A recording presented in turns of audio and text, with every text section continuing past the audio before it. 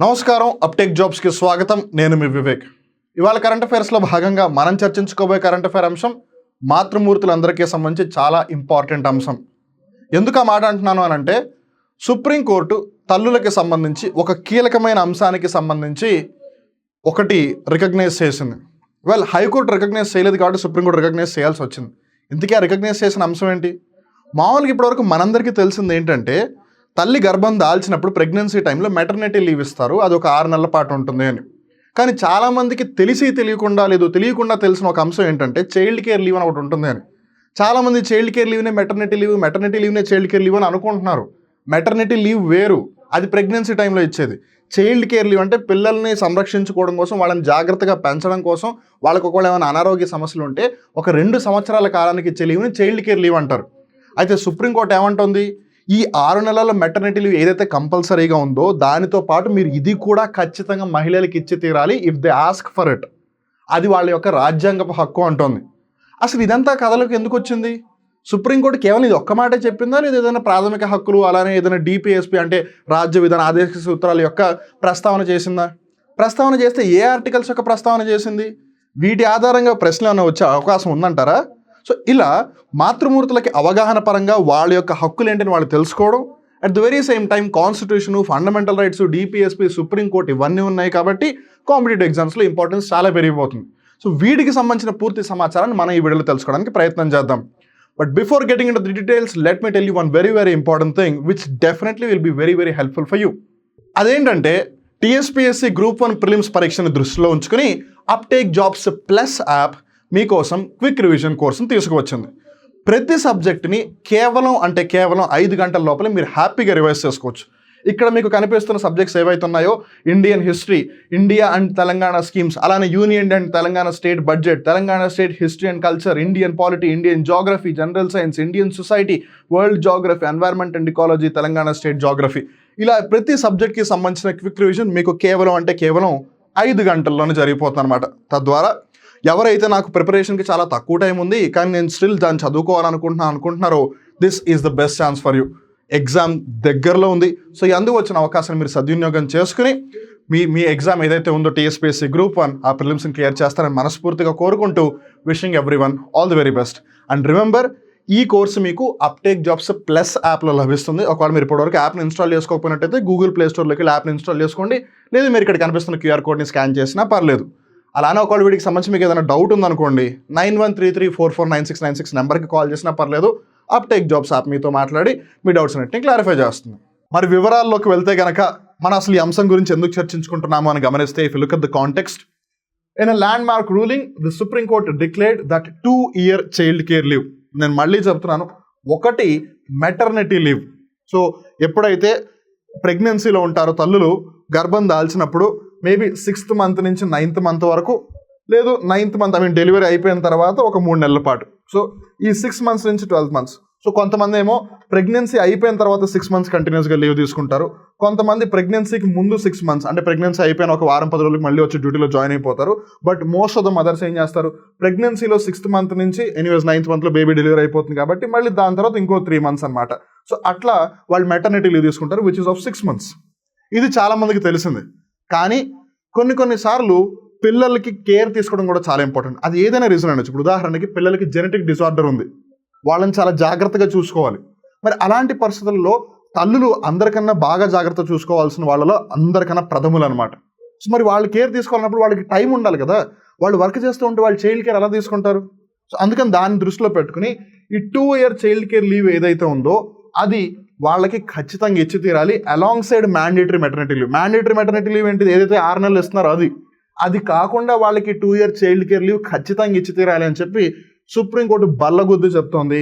And ఆ విధంగా చేయకపోతే కనుక మీరు రాజ్యాంగం ఉల్లంఘించిన వాళ్ళు అవుతారు అంటుంది. ఎందుకంట అది ఒక కాన్స్టిట్యూషన్ రైట్ అంట మహిళా ఉద్యోగులకి.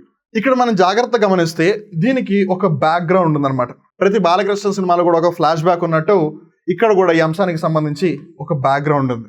ఆ బ్యాక్గ్రౌండ్ ఏంటంటే, రీసెంట్గా ఒక మహిళ యొక్క పిల్లవాడు సన్, తనకి ఒక జెనెటికల్ డిసార్డర్ వచ్చింది.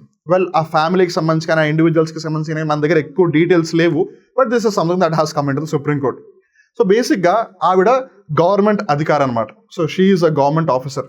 కాకపోతే ఆవిడ ఏ రాష్ట్రంలో అయితే పనిచేస్తుందో ఆ రాష్ట్ర ప్రభుత్వం ఆవిడకి ఈ ఏదైతే చైల్డ్ కేర్ లీవ్ ఉందో 2 yearsకి సంబంధించి అది ఇవ్వనుంది. కానీ వాళ్ళ పిల్లవాడు ఒక జెనెటిక్ డిజార్డర్తో సఫర్ అవుతూ ఉన్నాడు. సో కేర్ అనేది చాలా చాలా ఇంపార్టెంట్. సో దానివల్ల ఎప్పుడైతే గవర్నమెంట్ ఆ విధంగా మేము ఇవ్వము అని చెప్పిందో ఆవిడ హైకోర్టుకి వెళ్ళింది. విచిత్రం ఏంటంటే హైకోర్టు కూడా మీకు ఈ చైల్డ్హుడ్ కేర్ ఏదైతే ఉందో, చైల్డ్ కేర్ లీవ్ ఏదైతే ఉందో అది మేము మీకు ఇవ్వము, సో ఏదైతే కంపెనీ చేసిందో లేదు గవర్నమెంట్ ఏదైతే చేసిందో అది కరెక్ట్ అని చెప్పి హైకోర్టు చెప్పింది. అప్పుడు ఆవిడ అప్పీల్ జ్యూరిస్డిక్షన్ ప్రకారం సుప్రీంకోర్టుకి వెళ్తే నో హైకోర్టు ఏదైతే చెప్పిందో అది అక్షరాల తప్పు. ఎందుకనంటే మెటర్నిటీ లీవ్ అనేది బేసిక్గా ఆ డెలివరీ టైంలో వాళ్ళ ఆరోగ్యం దృష్ట్యా అది ఇస్తున్న leave. At the same time పిల్లల యొక్క సంరక్షణార్థం వాళ్ళని కూడా జాగ్రత్తగా చూసుకోవడం కూడా ఒక విధంగా తల్లి బాధ్యత. కాబట్టి వాళ్ళకి ఖచ్చితంగా 2 years చైల్డ్ కేర్ లీవ్ ఇవ్వాలి along with the mandatory maternity leave అని చెప్పి సుప్రీంకోర్టు చెప్పింది. So that's why this thing has been in the news. So ఇప్పుడు అసలు ఈ చైల్డ్హుడ్ కేర్ లీవ్ ఏదైతే ఉందో అది ఎందుకు, దాని యొక్క అవసరం ఏంటనేది తెలుసుకుందాం. ఫండమెంటల్ రైట్స్ ఏమని చెప్తున్నాయో చూద్దాము, డిపిఎస్పీ ఏమని చెప్తుందో చూద్దాము. అలానే భవిష్యత్తులో రాబోయే కాలంలో పరిస్థితి ఏ విధంగా ఉండవచ్చు లేదా ఏ విధంగా మనం తీర్చిదిద్దాలి అనేది కూడా మనం డిస్కస్ చేద్దాం. మరి రాజ్యాంగంలోని ప్రొవిజన్స్ ఏ విధంగా ఉన్నాయని గమనిస్తే ప్రాథమిక హక్కుల పరంగా అలానే డిపిఎస్పీ పరంగా ముందుగా ప్రాథమిక హక్కులు చూద్దాం. ఆర్టికల్ 15(1) ప్రకారం the state shall not discriminate against any citizen on grounds only of religion, race, caste, sex, place of birth or any of them. దీని మీద ఫోకస్ చేయండి.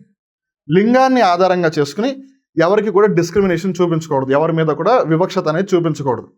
మరి ఇప్పుడు వాళ్ళని మీరు మేల్స్ వచ్చేస్తున్నారు కదా, సో మీరు కూడా రావాలి అని చెప్పి ఇండైరెక్ట్గా వాళ్ళని డిస్క్రిమినేట్ చేసినట్టు అవుతుంది. బికాస్ చైల్డ్హుడ్ కేర్ అనేది చాలా చాలా ఇంపార్టెంట్. కానీ వాళ్ళు ఏమంటున్నారు, మేల్స్ వస్తున్నారు కదా మీరు కూడా రావాలి అంటే అక్కడ పర్స్పెక్టివ్ వేరు. సో పర్స్పెక్టివ్స్ మారినప్పుడు special things are treated in the special way. అలానే ఆర్టికల్ 15(3) ప్రకారం nothing in this article shall prevent the state from making any special provisions for women and children. ఇప్పుడు నేను అదే చెప్పింది, special things are taken care by special things.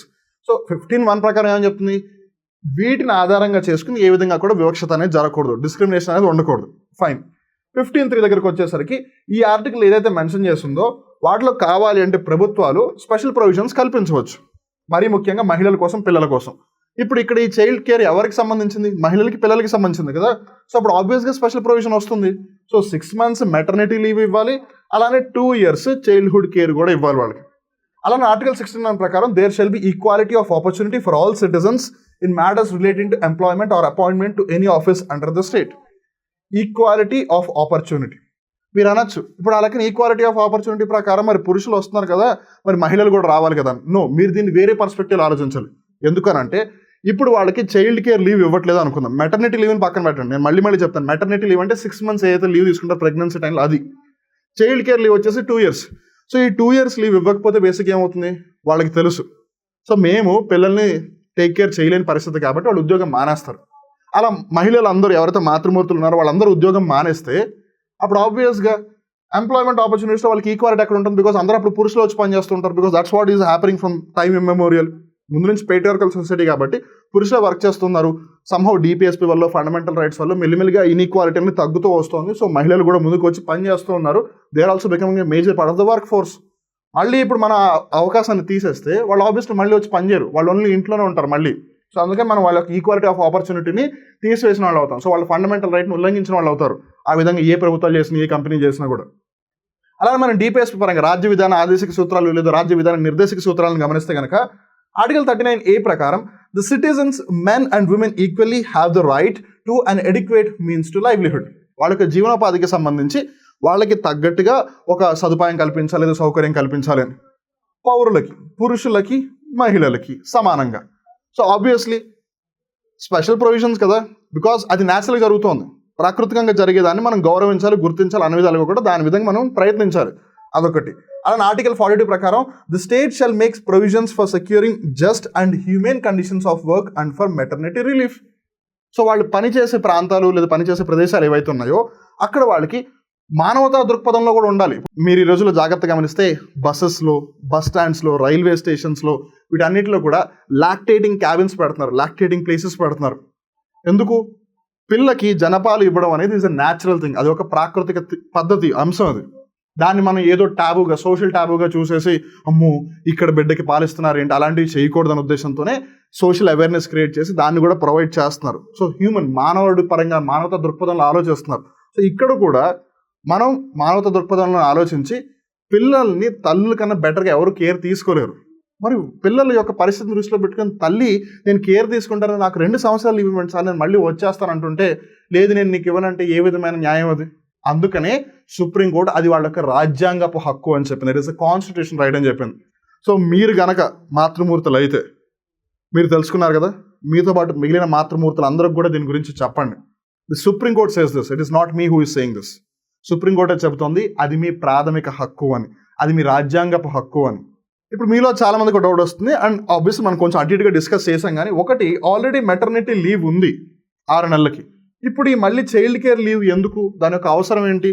ఇక్కడంటే అర్థం చేసుకోవచ్చు, ఫిజికల్గా ఆబ్వియస్లీ బేబీ ఉంది, ఫిజికల్గా వాళ్ళు వర్క్ చేయడం కష్టం, మూవ్ అవ్వడం కష్టం, బాడీలో చాలా చేంజెస్ వస్తూ ఉంటాయి. కాబట్టి ఇక్కడంటే ఆల్రెడీ పిల్లాడు పుట్టేశాడు కదా, ఎవరో ఒకళ్ళు కేర్ తీసుకుంటారు కదా, గ్రాండ్ పేరెంట్సో లేదు రిలేటివ్సో లేదు ఒక మేడ్ ఒక పని మనిషిని ఇంట్లో పెట్టేస్తే వాళ్ళు కేర్ తీసుకుంటారు కదా, డబ్బున్న వాళ్ళందరూ ఇలానే చేస్తున్నారు కదా, మరి వీళ్ళందరికీ ఎందుకు ఈ విధంగా చేయాలి, వాళ్ళకి ఎందుకు ఈ చైల్డ్ కేర్ లీవ్ ఇవ్వాలని చాలా మందికి డౌట్ వస్తుంది. Let's talk about it. Offering child care leave enhances employee retention productivity. మీరు ఎప్పుడైతే వాళ్ళ పిల్లలను టేక్ కేర్ చేసుకోవడం కోసం ఒకరికి లీవ్ ఇస్తారో వాళ్ళకి కంపెనీ మీద ట్రస్ట్ పెరుగుతుంది.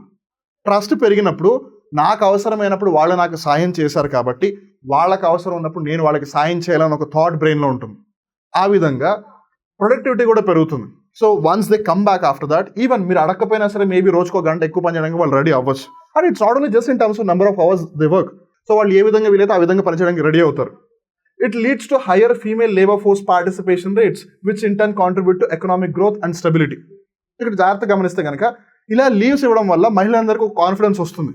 ఓకే, రేపు ఒకవేళ భవిష్యత్తులో నాకు పెళ్ళైన తర్వాత పిల్లలు పుట్టినా నాకు ఎటువంటి ఇబ్బంది లేదు. ఎందుకు?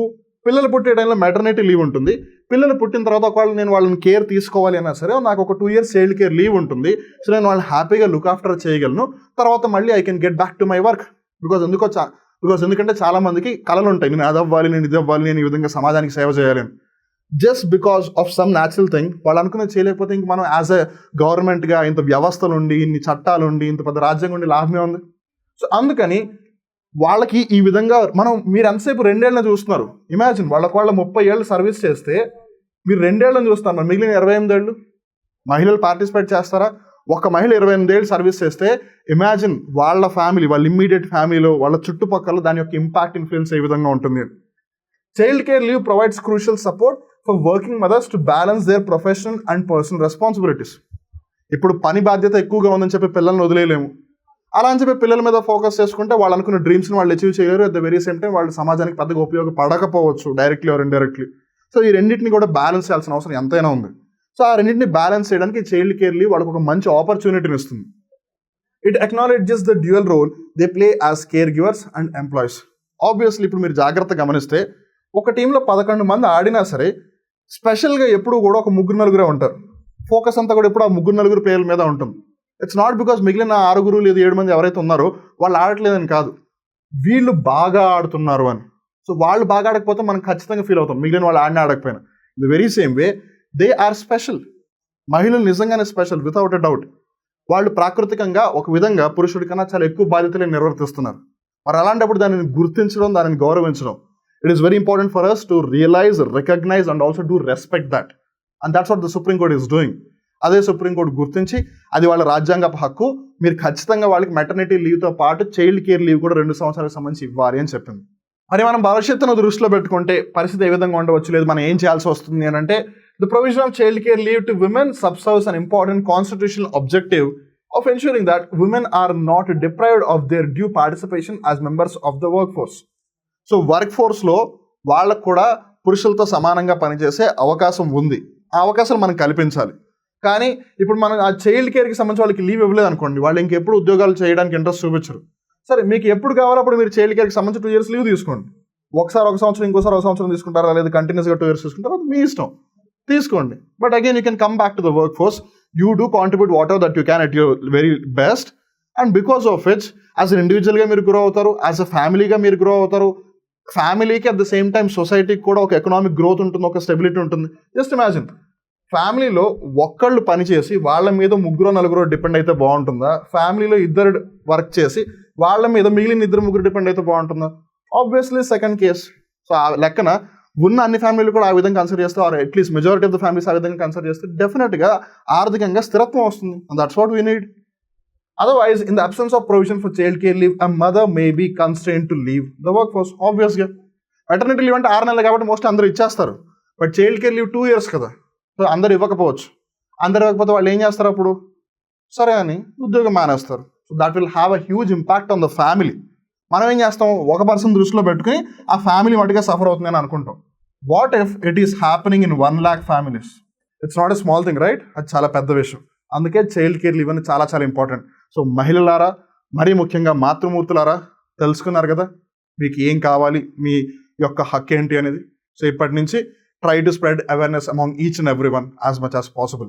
This is your thing. ఇది మీ హక్కు.